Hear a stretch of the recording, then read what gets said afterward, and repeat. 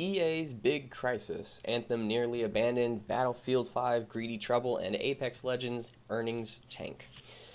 Hello, thank you very much for joining me. My name is Timothy Miller, and welcome back. What I have for you today is the entire video I will have down below. Please go watch it. It's going to be in the description box, but it's this 45-second clip that sums up where the game industry is, and it's unfortunate because I enjoy gaming with a few games specifically. There are people who play other games much more effectively than I. I'm very niche with what I do, and I think I love doing what it is I specifically love doing. Well, we all do, I guess. But it's how the game industry is set up right now, and I want to address that issue. So let's listen to the next 45 seconds of this clip. When we talk about EA's ongoing never-ending crisis with their non-sports games, it's important to emphasize the fact that these problems are happening because these games are live services. This is not just an issue connected to Electronic Arts, but many other publishers, who feel like it's in their best interest to launch games unfinished, loaded with greedy microtransactions, and a promise to fix the game later. Although what that really means is if enough players stick with the game and are spending money, they will eventually fix it and deliver on what was originally advertised and promised.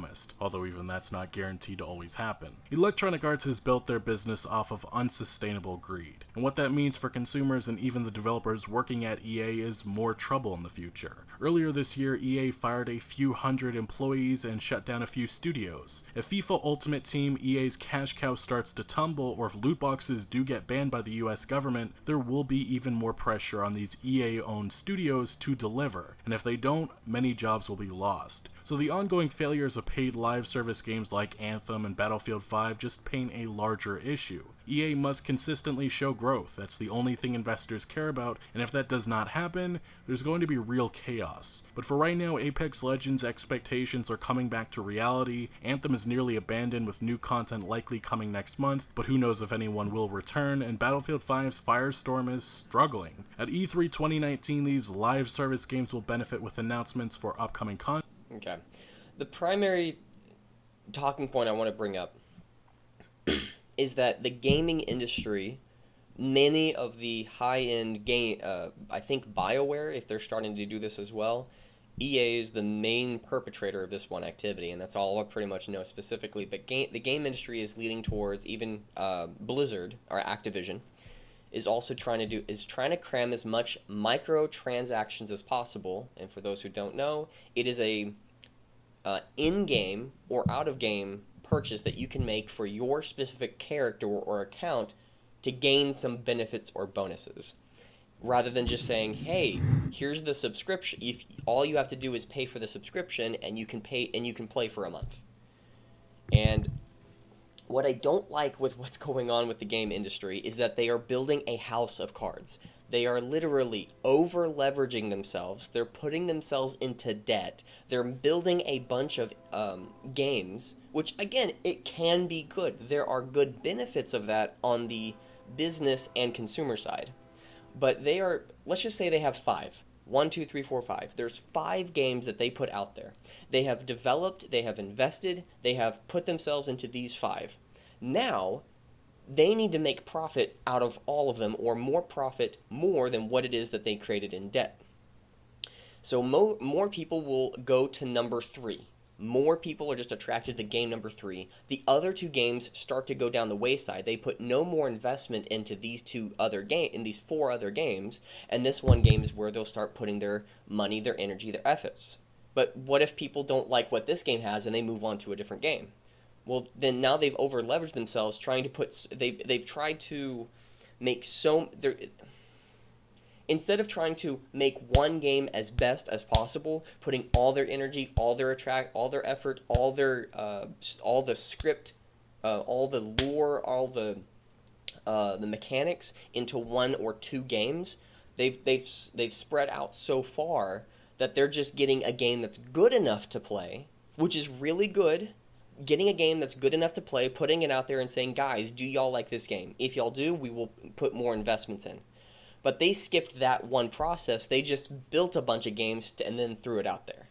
And then saying, okay, now whichever ones y'all like, we'll put money into that one. But they promised each one to actually be at a greater level than at which we were paying for. If I'm paying for a game and it doesn't fulfill my expectations, that they're over promising and under delivering on most of the games, that when they try to do this business model, why would I pay for another game of theirs? Which, when they try to put more games out there, it will fail because they're, again, over leveraging themselves. They're playing the risky game. It's, if we're going to go with real estate, I'm going to buy a bunch of property. I'm going to hold on to the property until it goes up. But what if it doesn't? What if the property value doesn't go up and it actually goes down? What if the real estate? What if there's another real estate bubble? I think there's a game industry bubble happening. I think personally, I don't know this. It's just more of a personal thing that I would like to vent out there.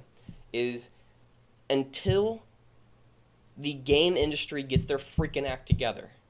10 to 20 years ago, Blizzard was the dominant, or actually, a few years ago even, Blizzard that created World of Warcraft and StarCraft. World of Warcraft and StarCraft. Those were two phenomenal games to play, objectively speaking. Now, you could say it's not for you. I would understand that. But objectively, it was really good for getting a bunch of people together and going out there.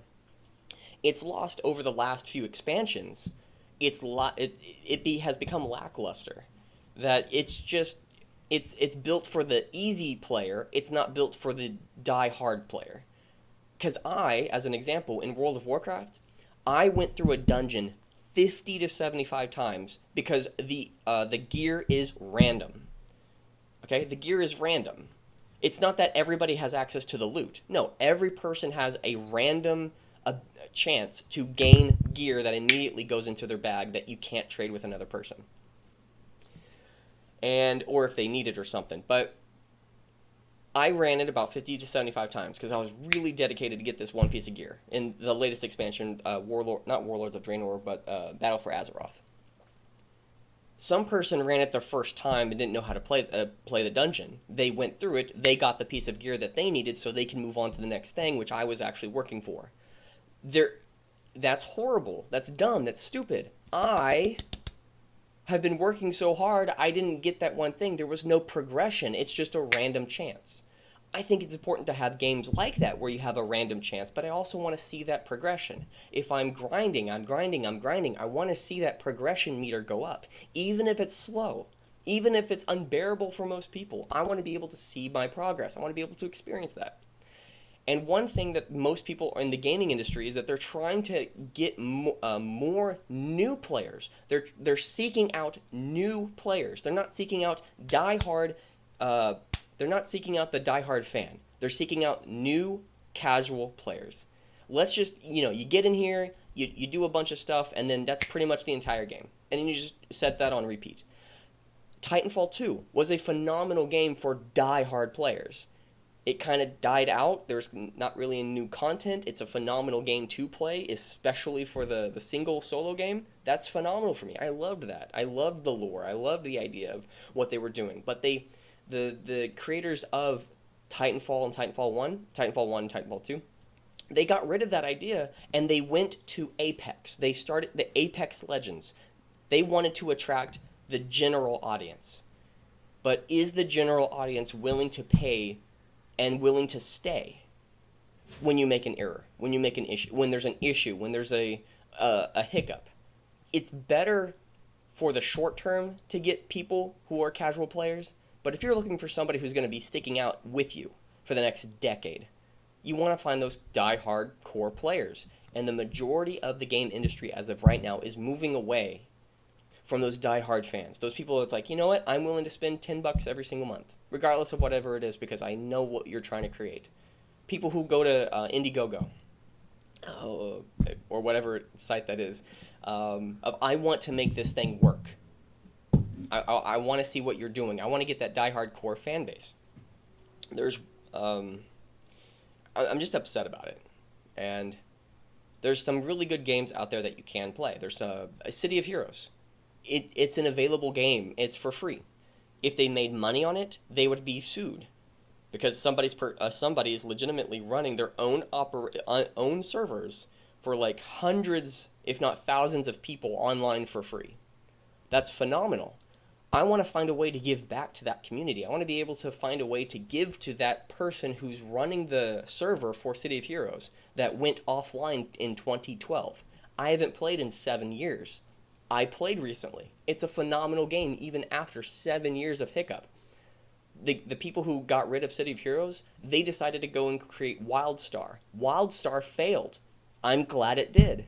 I'm not happy. I think it was a really cool idea of what they created, but they're trying to go into a different avenue, trying to make the most amount of money rather than focusing on what their fan base cares about. And it's a really great topic to discuss. It's a really great thing to focus on. Who is your fan base? Who wants you to be there? And how are you? And if it's the fan base that you don't want to have, what fan base do you want to have? And I think the game industry is focusing on the casual player, not the fan base. If you focus on the 10%, the 1% who are dedicated followers, then everyone else who's a casual player, you can create a game to attract them. You can create little certain moments in the game where you can attract them, but you want to give the people who are willing to stick with you regardless of those ups and downs, those people who will be with you forever. Again, Blizzard, 20 years people have been with them. Recently, they've been solely focused on casual players that the diehard players are moving away. It's that this game is too easy, and if I continue playing the way that I've been playing, I'm not getting as much reward as I have been if I was, again, a dedicated player. Or one last bitch, if I can put it out there. World of Warcraft. They have a raid finder, a dungeon finder for the casual player. There is no incentive to play with guildmates. If you can play with 3 people that you have played with before in a dungeon with 5 people, then you get a small bonus at the end. But what about the dungeon finder? I don't know.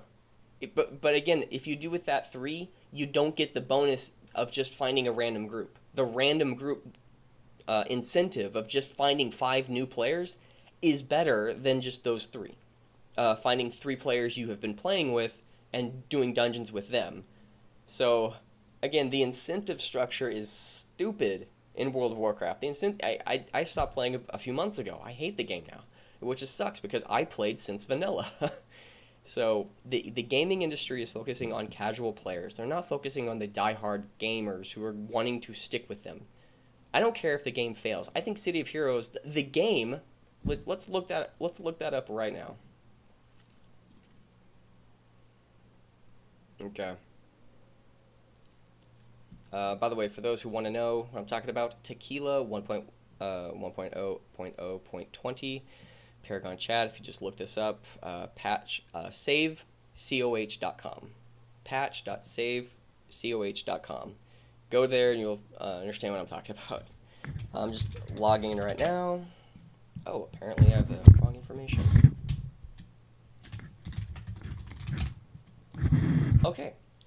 As of right now, all 5 servers, including the European server, all of them are yellow, which means that they're kind of busy, but most of them are red most of the time. And there's a line you have to have at the end of the day because most people are trying to log in at the end of the day. Most people get home at the end of the day, and it doesn't matter about what the wait time is. I love this game so much, I'm willing to wait in a line about 5, 10, 20 minutes. It's a fun game to play. People with whom are also intrigued about the game. Even if it's so... Oh, man, game industry, get your act together.